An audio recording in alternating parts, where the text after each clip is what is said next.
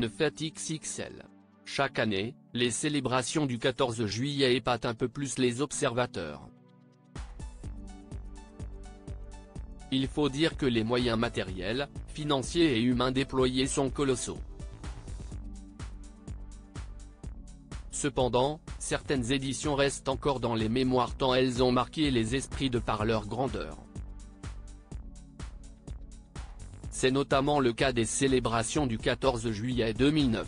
En effet, cette année-là, Nicolas Sarkozy avait insisté pour que Johnny Hallyday soit la tête d'affiche de la fête nationale. Pour ce faire, un immense concert du taulier a été organisé au pied de la Tour Eiffel. Mais si l'événement a été à la hauteur du rendez-vous, il avait aussi fait polémique à cause des frais engendrés par l'État. Dans un article publié en juin 2010, l'Express a relayé le montant officiel communiqué par le ministère de la Culture, à savoir près de 310 000 €. Cette enveloppe monumentale, qui était destinée à l'organisation du 14 juillet 2009, comprenait diverses dépenses. Elle a permis de financer le cachet perçu par Johnny Hallyday, la mise en place des infrastructures, la mise en scène ainsi que la rénovation des lieux.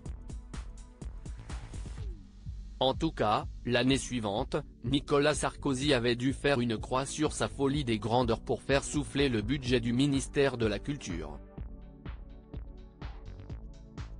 Les années précédentes, avant Johnny Hallyday, l'ancien chef de l'État avait organisé des concerts gratuits avec Michel Polnareff, James Blunt ou encore Christophe Maé. Les célébrations du 14 juillet 2024 cette année, la fête nationale est très particulière.